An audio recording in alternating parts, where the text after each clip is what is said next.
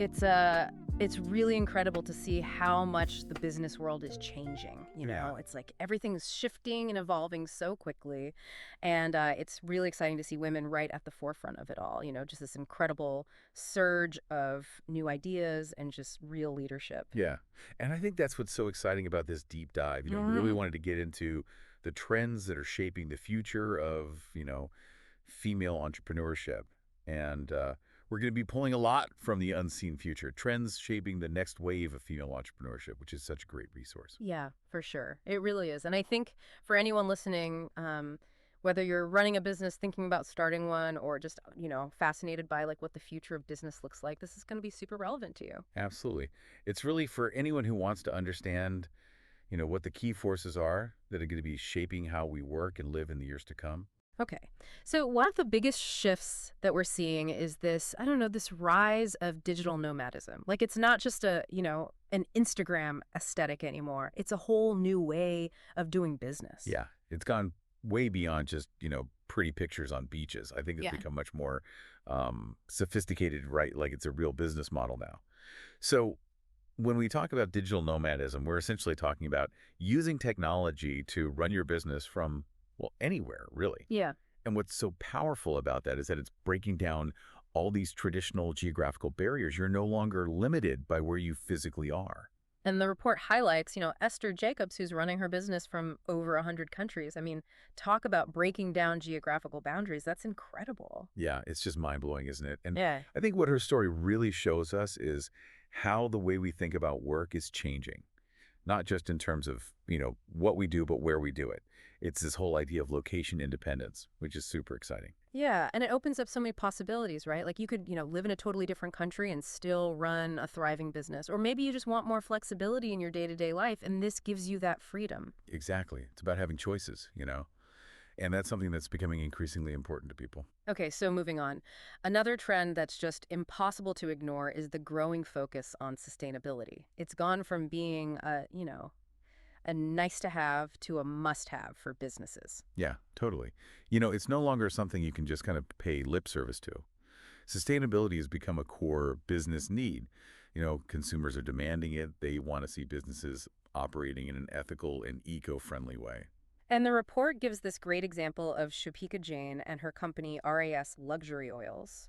She's managed to create these luxury beauty products while also being incredibly sustainable. And that's what's so interesting, right? Is it's this idea that sustainability and luxury can coexist. And I think that's something that's really resonating with consumers. They want products that are good for them and good for the planet. It's not just about, saving the environment. It's about businesses aligning their values with those of their customers. And I think that's incredibly powerful.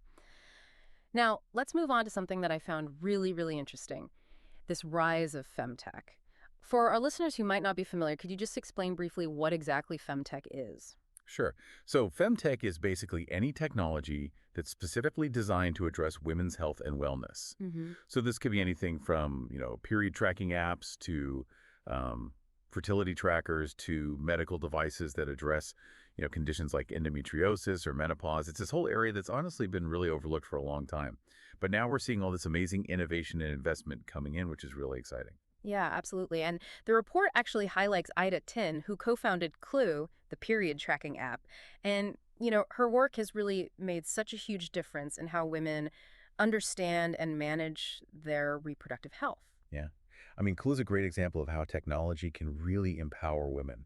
It's giving them, information and insights into their own bodies, which is incredibly valuable. And what I found really interesting was that, Ida Tin actually coined the term femtech herself. It was during a conversation with a male investor, and she wanted to, legitimize the sector and highlight its potential. I thought that was a really smart move. It really was. I mean, it's all about framing, isn't it? Yeah. And by creating this term femtech, she really brought attention to this whole area of, women's health technology and its economic potential. All right.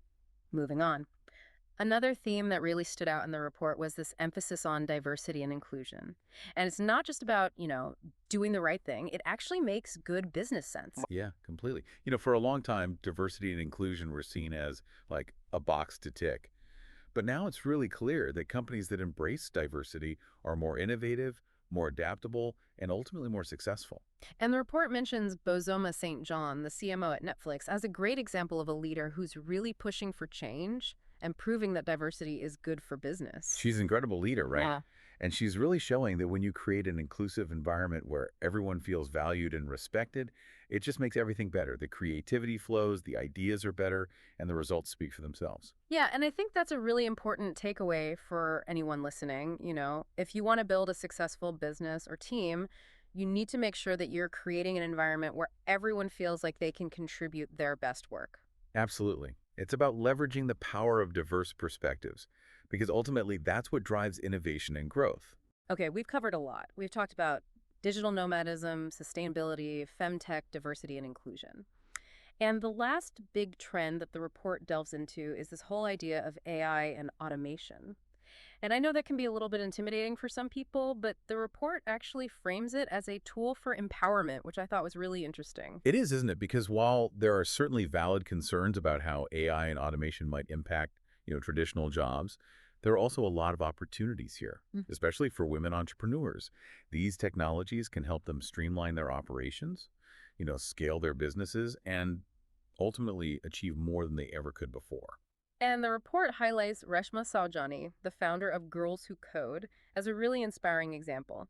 Her work in closing the gender gap in technology is so important because it's ensuring that women have the skills they need to thrive in this new world. Absolutely. By teaching young women to code, she's giving them the power to not just be consumers of technology, but creators. And that's what's going to be so crucial in the future. Hmm. Having those tech skills is going to be essential. So, we've covered a lot of ground here. We've talked about these really big, exciting trends that are shaping the future of female entrepreneurship. And I think it's clear that there's so much potential, for women who are willing to embrace change and, kind of step into these new opportunities. Yeah, it's all about being adaptable, Yeah. and being willing to learn and evolve. And I think the report does a great job of giving us some, practical tips on how to stay ahead of the curve. Okay, let's dive into those tips. The first one is to embrace technology. And I know that might sound obvious, but it's really about having a mindset of constantly learning and exploring new tools and platforms. Exactly. The technology landscape is changing so rapidly that you really need to be proactive about staying up to date. Read industry blogs, experiment with new apps, go to conferences, anything that keeps you ahead of the curve. Tip number two is to network relentlessly. And I know that can sound a bit daunting, but the truth is that building strong relationships is absolutely essential for success. Yeah. It's all about surrounding yourself with the right people. Yeah. People who can support you, mentor you, challenge you, and ultimately help you grow. And networking doesn't have to be scary. It can be as simple as, joining online communities, attending local events, or even just reaching out to people you admire on social media. Yeah, totally. Okay, tip number three is to prioritize sustainability. And this is something we've talked about already, but it's so important that it bears repeating. Make sure that your business practices are ethical and environmentally friendly. And I think what's really interesting is that consumers are getting much more savvy about this. They're doing their research and they're choosing to support businesses that are aligned with their values. Yeah. So if you want to build a successful brand, sustainability is no longer optional. All right. Tip number four is to focus on diversity and inclusion. And this is about so much more than just hiring people from different backgrounds. It's about creating a culture where everyone feels like they belong and can contribute their unique talents. It's about fostering a sense of psychological safety, so that people feel comfortable speaking up, sharing their ideas, and challenging the status quo. Because ultimately, that's how you create a truly innovative and dynamic work environment. Okay, and the last tip, tip number five, is to invest in your own learning and development.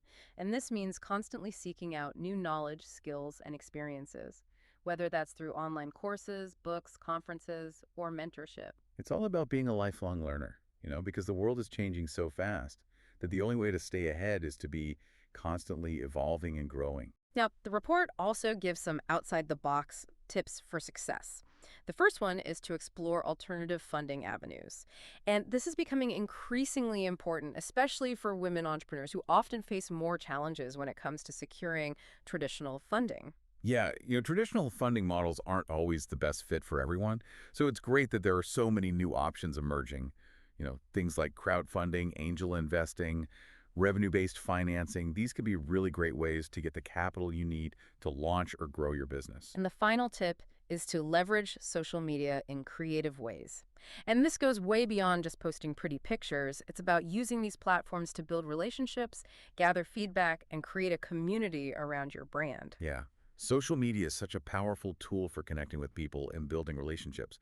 And when you use it strategically, it can be a game changer for your business. So, as we wrap up this deep dive, I think the key takeaway is that the future of entrepreneurship is incredibly exciting.